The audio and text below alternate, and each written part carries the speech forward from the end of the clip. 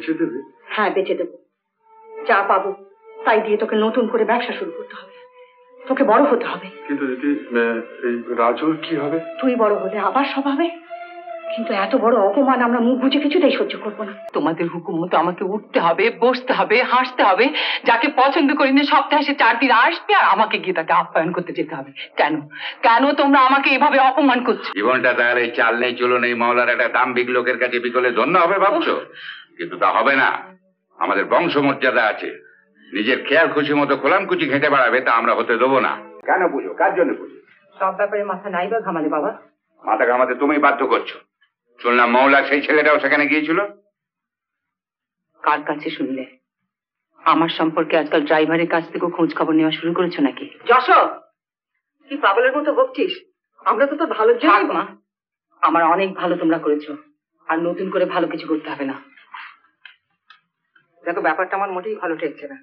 শেষে কি থেকে কি গড়াবে। তুমি যত তাড়াতাড়ি পারো এর একটা ব্যবস্থা করো।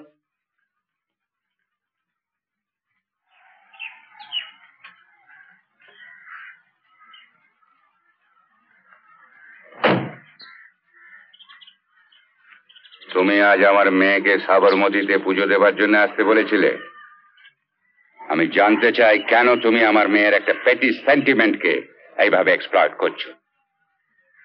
সেদিন তুমি যখন আমাকে 50,000 টাকার চেক ফেরত দিতে এসেছিলে, সেদিন তোমাকে আমি নির্লোভ ভেবেছিলাম, কিন্তু এখন দেখছি আরো বড় লোভের ফাঁদ তুমি পেতে বসেছ। লোভ? হ্যাঁ লোভ। আরো বেশি টাকা, আরো বেশি ঐশ্বর্যে। কিন্তু আমার মেয়ে চাইলেও আমি তা হতে দেবো না। এই তো তোমার ঘর, এই তো তোমার বাড়ি। আমার সবচেয়ে কম মাইনের কর্মচারীও তোমার চেয়ে ভালো ঘরে থাকতে অভ্যস্ত। এর মধ্যে আর কি আশা করো তুমি? Speak out.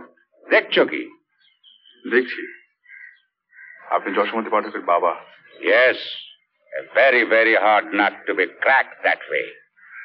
সাহস থাকলেই লোকের চাঁদের দিকে হাত বাড়ায় না। I shall be glad if you kindly remember this in future.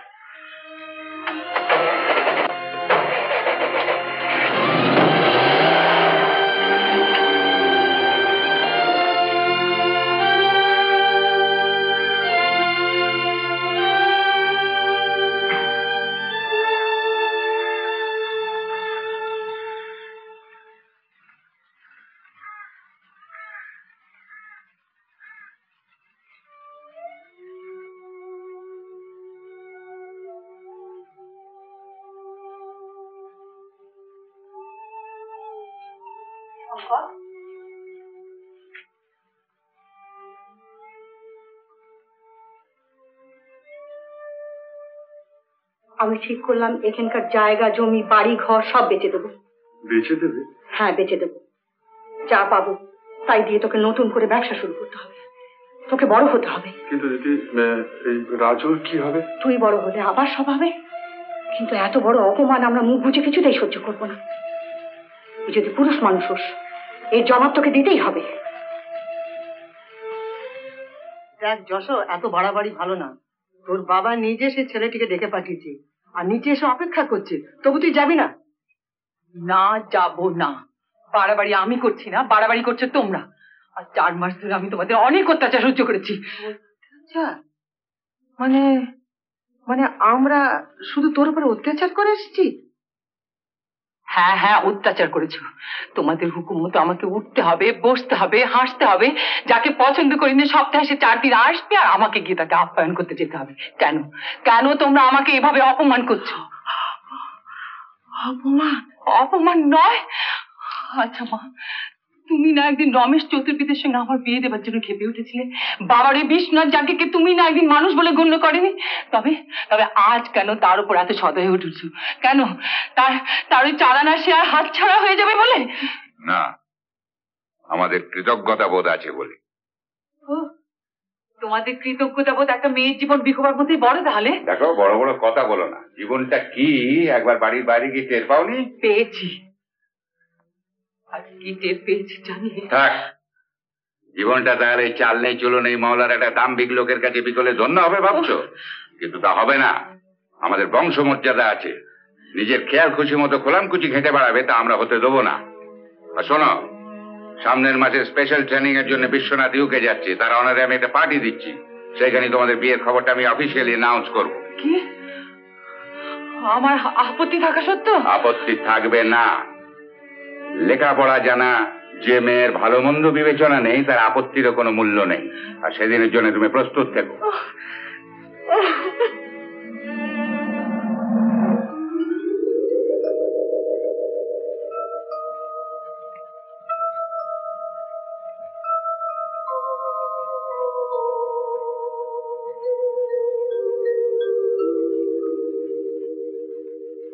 কে? আরে এ দেখছি সেই শহরের মেম সাহেব না? কি ভালো তো, হ্যাঁ? আচ্ছা, এখানে যারা থাকতেন শঙ্কর সারা ভাই? আরে কেউ নেই, কেউ নেই। এখন এই সব কিছুর মালিক এই প্রেম সুন্দর প্যাটেল। আচ্ছা, ওরা কোথায় গেছে বলতে পারে? এই জানে বেঁচে আছে কি মরে হেজে গেছে। বলে আমি কিনা মরছি আমার নিজের জ্বালায়। দুটো বউ মরে গেল অব্দি।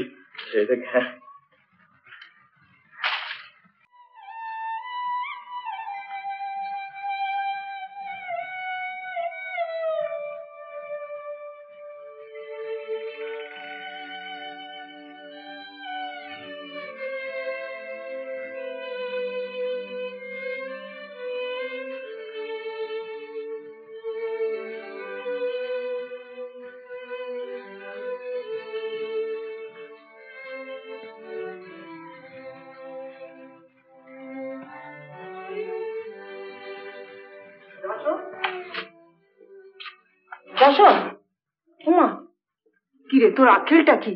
অফিসের পার্টি যে শেষ হতে চললো, হ্যাঁ? আর তুই কাউকে কিছু না বলে তুই কোথায় চলে গেছিলি? এতগুলো লোক ওখানে বসে রয়েছে। উমা, তুই হাঁ করে তাকিয়ে দেখছিস কি? এখনো সময় আছে। তোর বাবার যদি মুখ না হেড করতে চাস তাহলে এখনো চল, সময় আছে জানিস। কি রে? আমার আর যাবার দরকার হবে না মা। হ্যাঁ, তুমি বাবাকে গিয়ে জানিয়ে দাও যেখানে খুশি যার সঙ্গে খুশি আমার বিয়ে দিতে পারেন। আমি কোনোদিন কিছু বলতে আসবো না।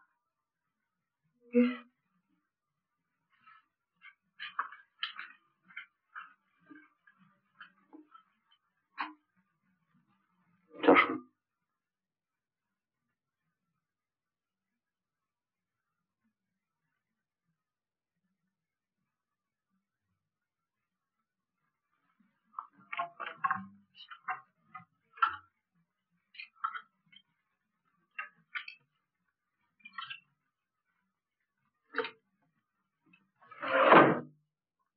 কি রে তুই কি কোথায় যাচ্ছিস? কোথায়? একজনকে? মহলা সেই লোকটাকে? হ্যাঁ দাদা, তাকে আমার ভীষণ দরকার। সে আমাকে ভীষণ অপমান করেছে। অপমান করেছে? হ্যাঁ, সেটা কি অপমান আমি বলতে পারবো না। তাকে এর জন্য জবাবদিহি করতে হবে। দাদা, তুমি পারবে? তুমি পারবে দাদাকে খুঁজে বার করতে? তুমি পারবে দাদা? তুমি পারবে?